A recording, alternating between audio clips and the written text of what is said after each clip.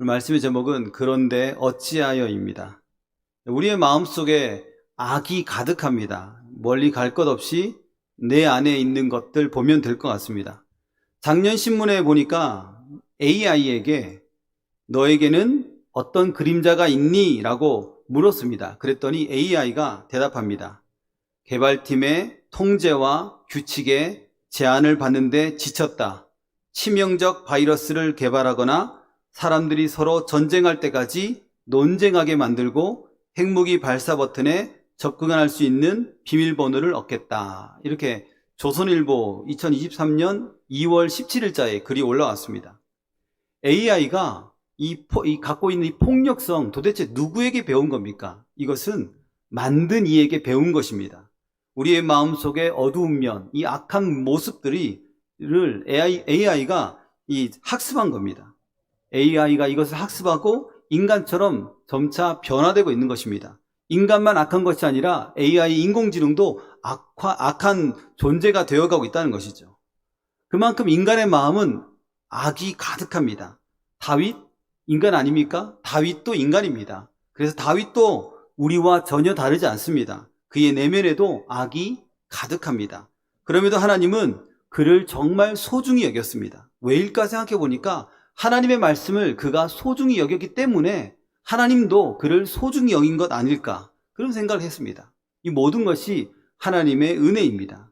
오늘 이 다윗의 범죄함을 통해서, 또한 나단과 다윗과의 그 이야기를 통해서 우리 하나님께서 우리에게 주신 은혜가 무엇인지 살펴보겠습니다.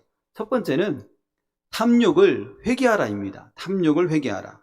남의 떡이 맛있다고 합니다. 그래서 내 떡 놔두고 자꾸 남의 떡에 손을 댑니다. 탐욕이죠. 우리는 우리가 가진 자원이 제한적인 것을 너무 잘합니다. 그런데 많이 갖고 싶습니다. 그러니까 자꾸 남의 것에 손대고 남의 것을 빼앗아서 내 것을 채우려고 합니다. 이 또한 탐욕입니다. 어떤 분들은 과도한 투자, 잘못된 투자로 인해서 돈을 많이 잃었습니다. 3천만 원 입금하면 한 달 뒤에 5천만 원 준다. 혹시 해본 적 있으십니까? 이거는 실화입니다. 하지 말라고 했는데 했습니다. 지금이라도 본전을 빨리 찾으라고 했는데도 더 기대하고 더 많은 돈을 넣는, 이게 우리의 본성이에요. 너무 아깝더라고요. 너무. 한 8천만 원이 들어간 것 같더라고요. 너무 아까워요. 눈에 보도, 불보듯 뻔하잖아요. 그 돈 다 하늘로 공중분해되고 누군가가 가져갈 거 뻔한데 한다는 거죠. 또 비트코인 2개 넣으면 한 달 뒤에 비트코인 5개 준다고 하더라고요. 혹시 넣으신 분 계십니까? 안 됩니다. 넘어가는 분들이 계신다는 거죠. 넘어가는 분 계십니다. 어르신들이 넘어가시더라고요. 있는 돈 다 끌어 모아가지고 그 거래소에서 비트코인 어떻게 살 줄도 모르는데 사람들한테 물어 2개 사가지고 한 달 뒤에 5개 얻었어요. 또 한 달 뒤에 5개 넣으면 10개 줍니다 하니까 5개가 아니고 돈을 더 대출을 받아가지고 한 10개 만들어서 넣어버리죠. 그 뒤에 거래소가 사라졌습니다. 이런 일들이 지금도 있다는 겁니다. 이 모든 것들은 인간의 탐욕을 이용한 사기입니다. 인간의 사기 행각은 다 인간의 탐욕을 때문에 다 만들어진 것입니다. 김경일 교수인데, 이 심리학자인데, 이분이 말합니다. 한국인의 뇌는 많이 가져야 행복해지는 욕심꾸러기 뇌다, 이렇게 정의를 하더라고요. 한국인만 그럴까요? 그분의 입장에서는 다른 나라 사람보다 한국인이 더 욕심이 많다라고 말했지만 모든 사람은 다 욕심꾸러기 뇌를 가지고 있습니다. 다윗의 마음에도 이 욕심꾸러기 뇌가 가득합니다. 탐욕의 결과, 욕심꾸러기 뇌의 결과는 반드시 결과는 타락입니다. 제 마음속에도 그런 마음이 있습니다. 나도 돈 벌어서 내 이름으로 된 집도 사고 차도 사고 또 빚도 갚고 유럽 여행도 가고, 그런 생각, 저축도 하고, 그런 생각 다 꿈꾸며 있습니다. 그런데 그렇게 하지 않는 이유가 무엇입니까? 그것은 남의 것을 빼앗아서 하는 것이 옳지 않기 때문이고, 내 행복을 위해서 남에게 아픔을 주는 것은 옳지 않다는 것을 알고 있기 때문입니다. 누구나 마음에 탐욕이 있습니다. 그러나 우리는 기억해야 됩니다. 남의 행복을 뺏어가는 모든 행위는 하나님께서 기뻐하지 않으신다, 아니 하나님께서 미워하신다는 사실을 기억해야 됩니다. 하나님께서 우리의 행복을 위해서 무엇을 하셨습니까? 하나님께서 예수 그리스도를 십자가에 못 박았습니다. 매달았습니다. 우리의 행복을 위한 것입니다. 하나님께서 예수님의 물과 피를 다 쏟게 하셨습니다. 순전히 우리의 행복 때문입니다. 하물며 하나님께서 우리를 이렇게 사랑하셨는데 우리 또한 이웃을 사랑하는 것은 마땅하다는 것이죠. 하나님의 마음이 우리가 행복한 데 있다면 우리 또한 우리의 이웃들이 행복해지기를 소망해야 됩니다. 이 다윗 같은 사람이 무슨 탐욕이 있을까 싶지만 이 마음속에도 탐욕이 많습니다. 그러나 하나님은 다윗의 범죄함을 통해서 우리에게 말씀하고자 하는 것은 누구나 죄에 노출되어 있다. 누구나 탐욕이 있다. 누구나 간음할 수 있다라는 것을 알려줍니다. 그리고 우리의 마음은 생각한 것보다 많이 연약하다는 사실을 말하고 있습니다. 탐욕이 다윗의 마음을 지배할 때 다윗의 마음속엔 온통 누구의 생각이었습니까? 밧세바의 생각이었습니다. 밧세바가 곧 그 다윗의 우상이었습니다. 결국 다윗은 밧세바를 소유하기 위해서 뭐든지 하려고 결심했습니다. 그래서 했던 것이 이 남편 우리아를 죽음의 골짜기로 던져 넣어버렸고 그 골짜기에서 우리아는 죽게 되었습니다. 그리고 그의 아내 밧세바를 아내로 취했습니다. 다윗은 하나님 앞에서 한 가정을 무참히 무너뜨렸습니다. 한 가정의 행복을 앗아갔습니다. 그렇게 약 1년이란 시간이 흘렀습니다. 다윗은 그 1년이란 시간 동안 정말 마음에 아무런 꺼리낌이 없었을까요? 사람을 죽이고 간음죄를 범하고 마음에 자유를 느꼈을까? 그런 생각해 봤습니다. 배가 부른 밧세바를 봅니다. 이미 임신해가지고 배가 불러왔습니다. 칼에 맞아 활에 맞아 피를 토하며 죽어간 남편 우리아가 자꾸 떠오르지 않을까요? 매일 아침마다 매일 밤마다 하나님께 기도할 때 예배할 때 과연 하나님 앞에 당당하게 나갈 수 있었을까요? 없었을 것 같습니다. 오늘 본문상에는 별다른 말씀이 없습니다. 그러나 확실한 것은 마치 뭔가 목에 가시가 걸린 것처럼 매우 불편했을 것이고, 아니 양심의 심한 갈등으로 인해서 죽을 만큼 힘들었을 겁니다. 그러나 탐욕은 참 신기하게도 죽을 만큼 힘든 이 마음의 상태인데도 시간이 지날수록 무뎌진다는 것입니다. 무뎌지는 만큼 하나님의 관계도 무뎌집니다. 다윗은 1년 전 자신이 한 일에 대해서 마음속에서는 까맣게 잊고 싶었습니다. 그러나 백성들 사이에서는 아마도 소문이 돌고 돌았을 것입니다. 다윗이 휘하의 장수 우리아를 죽이기로 작정하고 사지로 보냈대. 계획적인 살인? 계획적인 살인인 것 같아. 왜 그런 거야? 왜 그랬대? 뭘 잘못해서 이 우리아가 미운털에 박힌 거야? 뭐긴 뭐야. 우리아의 아내가 미인이잖아. 우리아의 아내를 취하려고 그 남편을 사지로 몬 거야. 아마 이런 이야기가 백성들 사이에서 회자되었을 것입니다. 누가 봐도 다윗의 모양새가 너무 빠지지 않나요? 다윗이 원래 이런 사람이 아니었거든요. 다윗이 골리앗을 무너뜨릴 때의 그 기계를 한번 보십시오.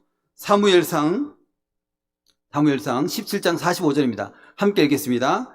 다윗이 블레셋 사람에게 이르되 너는 칼과 창과 단창으로 내게 나아오거니와 나는 만군의 여호와의 이름 곧 내가 모욕하는 이스라엘 군대의 하나님의 이름으로 내게 나아가노라. 아멘. 얼마나 멋있습니까? 빛이 납니다. 찬란합니다. 그런데 이 빛을 다 잃어버렸습니다. 이런 다윗, 너무나 멋지고 멋진 다윗은 온데간데 없습니다. 사람이 올라가는 것은 어려워도 내려가는 것은 너무 쉽다는 것을 또 보게 됩니다. 연예인들이 정상으로 올라갈 때까지는 정말 10여 년의 시간이 흘러야 된다고 합니다. 그 시간 동안 배도 곪고 옥탑방에서 추위에 떨며 생활합니다. 그렇게 수십 년을 생활하고 난 다음에야 인기가 없고 옥탑방에서 내려온다고 하죠. 배를 이제는 곪지 않아도 됩니다. 추위에 떨지 않아도 됩니다. 그런데 한 번의 스캔들이 터지면 그것으로 다시 바닥으로 곤두박질 친다는 것입니다. 살 빼는 것 힘들죠. 살 붙이는 것 일도 아닙니다. 제 입장에서는 그렇습니다. 반대인 분도 있더라고요. 반대인 분도 있지만 제 입장에는 그렇습니다. 땀 흘려 뺀 살 다시 찌게 하려면 별거 없습니다. 인터넷 PC방 가서 5시간 앉아있고 그 자리에서 이 피자 2판 먹고 컵라면 2개 먹으면 그대로 원상 복귀 됩니다. 어렵지 않습니다. 백성들이 알고 있죠? 이 사실을. 근데 또 누가 알고 있습니까? 하나님께서 알고 있습니다. 하나님은 이렇게 말합니다. 나는 내가 지난 1년 전 한 일을 알고 있다. 아이고, 너무 무섭죠? 자기는 잊고 싶어서 자꾸 막 머리를 흔들어댔는데 하나님은 1년 전 네가 한 일을 나는 알고 있다. 하나님은 다 아시면서 지금껏 기다렸던 겁니다. 마치 집 나간 탕자가 돌아오기를 바라는 그 심정으로 계속 기다리고 있던 것입니다. 그러나 다윗은 미동도 없었습니다. 우리가 볼 때는 야, 뻔뻔하다. 어떻게 그럴 수 있는 거야? 그러나 우리도 다윗과 별반 다를 바가 없습니다. 우리도 죄를 즉시로 회개하지 않으면 다윗처럼 굉장히 마음도 힘들고 몸도 힘들었지만 자꾸 죄가 무뎌져서 차츰 기억이 희미해진다는 것입니다. 괜찮아. 아무 일도 없잖아. 앞으로도 아무 일 없을 거야. 그러니까 잘 될 거야. 그러면서 자기 자신을 합리화시키는 거죠. 그런데 정작 하나님은 잊지 않고 모든 것을 선명하게 기억하십니다. 그리고 조치를 취하십니다. 그러므로 죄가 있다면 즉시로 회개해야 됩니다. 그렇지 않으면 사탄이 이리저리 끌고 다닙니다. 너 그때 그거 했지, 너 그때 그거 했구나 하면서 약점을 잡아가지고 자꾸 우리의 마음을 뒤흔들어 놓습니다. 기도도 안 되고 예배도 안 되고 아무것도 안 됩니다. 마음은 계속 무너지고 교회를 떠나고 싶어 합니다. 사탄의 궁극적인 목적은 신앙을 버리게 합니다. 예수님을 등지게 하고 교회를 등지게 하는 것이 사탄의 궁극적인 목적입니다. 지금 다윗이 사탄에게 끌려다니고 있는 것입니다. 만군의 여호와의 이름으로 그렇게 당당하게 나아갔던 그 다윗은 어디 있는 것입니까? 에베소 2장 2절입니다. 그때 너희는 그 가운데서 행하여 이 세상 풍조를 따르고 공중의 권세 잡은 자를 따랐으니 곧 지금 불순종의 아들들 가운데서 역사하는 영이라. 사탄에게 끌려다닙니다. 사랑하는 여러분, 거룩한 하나님의 사람으로 살기를 작정했지 않습니까? 그렇게 사시기를 또 결단하고 노력하시길 바랍니다. 이 세상 풍조를 따르고 공중의 권세 잡은 자는 여전히 우리를 노려보고 있습니다. 주님 앞에 간절하고 뜨거운 마음으로 회개함으로 사탄의 미혹을 끊어내는 저와 여러분들 되시기를 바랍니다. 우리 하나님께서는 다윗이 죄로 인해 사탄에게 무너지는 것을 바라지 않습니다. 그래서 나단 선지자를 보내서 회개할 시간을, 기회를 주십니다. 두 번째는 책망받을 때에도 어떻게 하라고요? 할렐루야. 놀렐루야 안 합니다. 싫어요. 안 돼요. 왜요? 왜 저한테 그러는 겁니까? 아니라는 거죠. 책망받는다는 것은 하나님께서 사랑한다는 것입니다. 그러니까 할렐루야. 하나님을 찬양합니다. 이런 고백이 반드시 있어야 됩니다. 나단 선지자는 목숨을 걸고 다윗에게 이야기합니다. 만약에 나단 선지자가 사울에게 말했다면 당장에 목이 날아갔을 겁니다. 그런데 나단 선지자는 어쨌든 목숨을 걸고 다윗이 깨닫기를 바라며 비유로 말을 합니다. 부자와 가난한 사람의 이야기가 등장했죠. 부자는 양도 소도 심이 많았습니다. 정말 부자네요. 가난한 사람은 너무너무 귀엽고 사랑하는 딸 같은 암양 새끼 한 마리밖에 없습니다. 그런데 부잣집에 손님이 찾아왔습니다. 부자는 자기 집 양과 소가 그렇게 많은데도 불구하고 이 가난한 사람의 소중한 이 암양 새끼, 딸 같은 암양 새끼를 빼앗아서 자신을 찾아온 손님에게 대접했습니다. 왜 그런지 모르겠어요. 이렇게 많은데, 그렇게 많으면서 왜 저렇게 약한 사람들의 것을 빼앗아서 그렇게 하는지 모르겠어요. 가난한 사람이 얼마나 울고불고 했을까요? 나단 선지자의 이야기를 듣고 다윗도 거룩한 분노를 바랍니다. 의로운 분노. 그러면서 그는 그런 자는 죽어 마땅하다 말하죠. 사무엘하 12장 5절입니다. 다윗이 그 사람으로 말미암아 노하여 나단에게 이르되 여호와의 살아계심을 두고 맹세하노니 이 일을 행한 그 사람은 마땅히 죽을 자라. 다윗은 자신의 이야기인 줄 전혀 몰랐습니다. 우리는 남의 죄는 참 잘 보는데 자신 안에 있는 들보, 죄는 잘 못 봅니다. 이에 나단 선지자가 말을 이어갑니다. 사무엘하 12장 7절 8절입니다. 같이 한번 읽겠습니다. 나단이 다윗에게 이르되 당신이 그 사람이라. 이스라엘의 하나님 여호와께서 이와 같이 이르시기를 내가 너를 이스라엘 왕으로 기름 붓기 위하여 너를 사울의 손에서 구원하고 내 주인의 집을 내게 주고 내 주인의 아내들을 내 품에 두고 이스라엘과 유다 족속을 내게 맡겼느니라. 만일 그것이 부족하였을 것 같으면 내가 내게 이것저것을 더 주었으리라. 아멘. 무한하신 하나님께서 무한한 것들을 제공하고 계시는데 이 유한한 사람의 것에 마음을 두니까 하나님이 얼마나 답답했을까, 그런 생각을 하지 않습니까? 나단이 말하지 않습니까? 당신이 그 사람이라. 이거는 그냥 이렇게 읽을 게 아닙니다. 당신이 그 사람이야! 이렇게 해야 되는 거죠. 당신이 지금 분노하고 있는 그 부자, 남의 것 하나를 빼앗아가지고 자기 손님을 대접한 그 부자가 바로 너야 라는 거죠. 이 얼마나 민망했을까. 하나님의 거룩한 분노가 막 표출되고 있습니다. 하나님이 벼락을 때려서 분노를 발하시면 사실은 다윗뿐만 아니고 여기 살아서 이 자리에 오실 수 있는 분이 아무도 없습니다. 하나님은 거룩한 분노를 발하십니다. 이렇게 거룩한 분노를 발할 때 그 앞에 엎드려야 된다는 거죠. 그 앞에 고개를 빳빳이 들고 내가 언제요? 내가 뭘 잘못했습니까? 한다면 그때는 정말 난감합니다. 하나님께서 다윗의 모든 죄를 다 드러냈습니다. 머리에 번개를 맞은 듯 지난 1년 전의 모든 사건이 필름처럼 정광석과 같이 스쳐 지나간 것입니다. 몸이 돌처럼 굳어버렸습니다. 그런 말 없습니다. 생각이요. 제 생각에.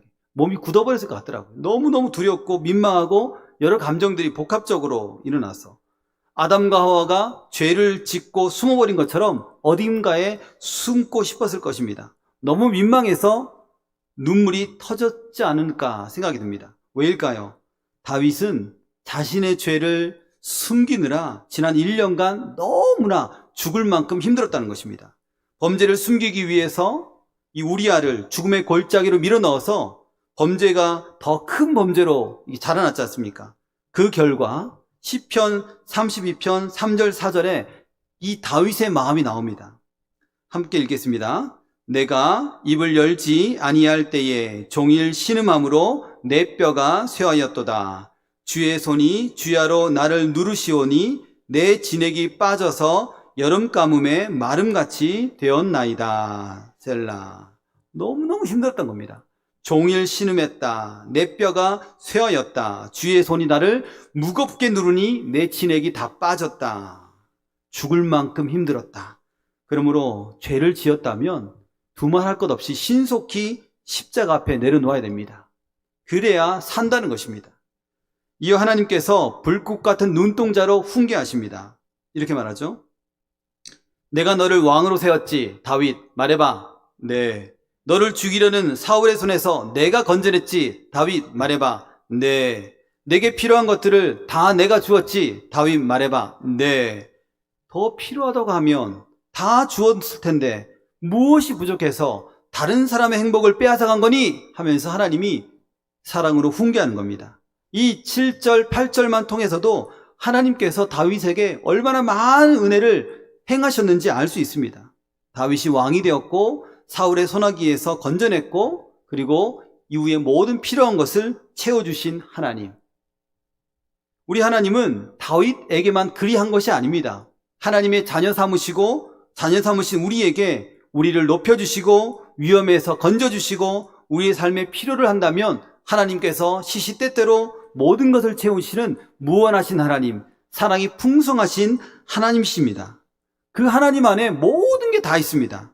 사람의 것을 취하면 불행해집니다. 그러나 하나님 주시는 풍성한 것들을 취하면 우리는 행복해집니다. 사랑하는 여러분, 책망받을 때 다른 것 바라보지 말고 할렐루야, 아멘 하면서 그냥 받으시길 바랍니다. 왜입니까? 우리를 살리기 위한 하나님의 말씀이기 때문입니다. 우리는 하나님의 말씀을 업신여김으로 하였으나 하나님은 더 이상 범죄하지 않게 하기 위해서 이 말씀의 종들에게 말씀을 넣어주시고 말씀을 선포하게 하신다는 것입니다. 그래서 그 말씀을 아멘으로 할렐루야로 받아 먹으면 그것이 우리에게 복이 되고 몸에 양약이 된다는 사실입니다. 우리를 살리는 하나님의 말씀, 또한 말씀의 종들에 의해서 선포되는 말씀에 할렐루야로 받아 하나님의 사랑과 용서를 누리는 우리 모두가 되시기를 축원합니다. 마지막 세 번째는 하나님께서 우리에게 주신 은혜는 죄를 가볍게 여기지 말라라는 것입니다. 죄의 결과가 이제는 참 처참합니다.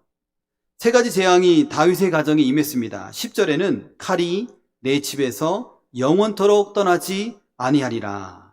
남의 아내를 빼앗기 위해서 남편을 죽었으니 너희 집에도 살육이 있을 것이다. 이런 말이죠. 이 다윗에게는 여러 아내들이 있습니다. 그러니까 자식들도 많이 있죠. 이 자식들 간에 서로 죽이는 일들이 벌어진다는 것입니다. 우리가 잘 알듯이 암논이 압살롬의 누이 다말을 겁탈했습니다. 그로부터 2년 뒤에 압살롬은 암논을 살해했습니다. 피 튀기는 전쟁. 12절에 보면 또 내가 내 눈앞에서 내 아내를 빼앗아 내 이웃들에게 주리니 그 사람들이 내 아내들과 더불어 백주에 동침하리라. 다윗이 남의 아내를 취했지 않습니까? 하나님은 다윗의 모든 여자들을 다 빼앗아 간다라는 것입니다. 압살롬 아들이 반란을 일으키고 아버지가 피난 간 사이에 아버지의 모든 후궁들을 데리고 온 이스라엘이 보는데 그 앞에서 장막을 치고 성관계를 맺은 것입니다. 또 14절에는 당신이 낳은 그 아들은 반드시 죽으리라 합니다. 15절에도 우리아의 아내가 다윗에게 낳은 아이를 여호와께서 치심해. 여호와께서 아이를 친 겁니다. 너무 비참하죠. 15절에는 밧세바를 향해 우리아의 아내가 다윗에게 낳은 아이라고 명시하고 있습니다. 그러니까 이 밧세바는 우리아의 아내이다라고 한 번 더 찍고 있는 겁니다. 밧세바는 다윗의 아내가 아니고 우리아의 아내이라고 15절에 명시하고 있습니다. 하나님은 다윗과 밧세바 사이에서 낳은 아들을 그렇게 데려가셨습니다. 다윗은 즉시 죄를 시인했고 회개했습니다. 하나님, 지난 1년간 뼈가 말랐습니다. 온몸의 물들은 다 말라버렸습니다. 하나님, 용기가 없었고요. 두려웠고요. 하나님, 이제 깨달았습니다. 너무 잘못했습니다. 이제 용서해 주십시오. 진심으로 하나님께 회개했습니다. 그럼에도 대가는 짊어져야 됩니다. 이것이 죄의 무서움입니다. 대가가 어디 사라진 게 아닙니다. 그러나 하나님 앞에서 회개한 다윗에게는 하나님께서 생명 주시고 왕권을 유지해 주셨습니다. 이를 통해 우리에게 말씀하시는 것은 죄의 결과가 처참하다. 그리고 하나님이 미워하시는 것, 죄는 결코 가볍게 보지 말고 미워해야 한다는 것을 말씀하고 있습니다. 하나님께서 죄를 얼마나 미워하셨으면 죄를 사하시기 위해서 죄 없는 아들을 보내시고 인류의 모든 죄를 대신해서 이 아들 예수님을 십자가에 못 박히게 하셨겠습니까? 하나님은 자신의 아들 독생자 예수님을 희생하기까지 죄를 미워했고 너무 미워한 것입니다. 말씀을 맺겠습니다. 사랑하는 여러분, 이 탐욕이 우리의 영혼을 한순간에 바닥으로 내동댕이 칠 수 있음을 기억해야 됩니다. 고통의 시간을 보내야 하고 또한 대가를 견뎌내야 하는 그 아픔을 경험해야 된다는 사실을 반드시 기억해야 됩니다. 다윗을 책망한 이 나단의 말씀, 이 선지자의 말씀이 우리 한 사람의 마음을 만지시고 또한 다윗처럼 회개하고 나는 죄인임을 고백하며 동시에 예수 그리스도의 보배로운 피로 내 모든 죄가 용서받았음을 믿고 만군의 여호와 이름으로 당당하게 이 땅을 살아가는 저와 여러분들 되기를 축원합니다.